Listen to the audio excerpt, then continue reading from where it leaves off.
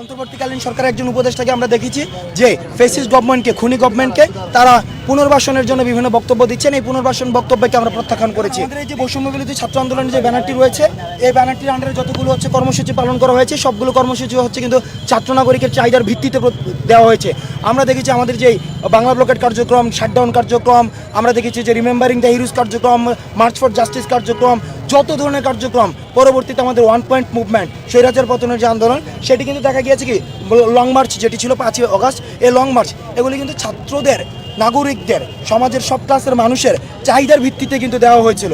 অর্থাৎ সেই জায়গায় আমরা সমন্বয়ক যারা রয়েছি, আমরা সমন্বয়করা শুধুমাত্র সমন্বয় করেছি।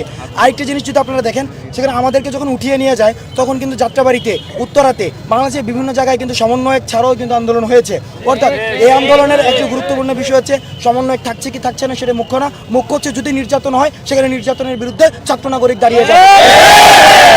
এই ছাত্র নাগরিক যদি চায় যে আমাদের মধ্য থেকে রাজনৈতিক পলিটিক্যাল অ্যাপ্রোচের মধ্য দিয়ে রাষ্ট্র পুনর্গঠন সম্ভব, পলিটিক্যাল অ্যাপ্রোচের মধ্য দিয়ে রাষ্ট্র সংস্কার করতে হবে, তাদের যদি দাবি থাকে, সেক্ষেত্রে সেটি নিয়ে আমরা পরবর্তীতে ছাত্র নাগরিকের মতামতের ভিত্তিতে আমরা ইতিবাচক সিদ্ধান্ত নেব।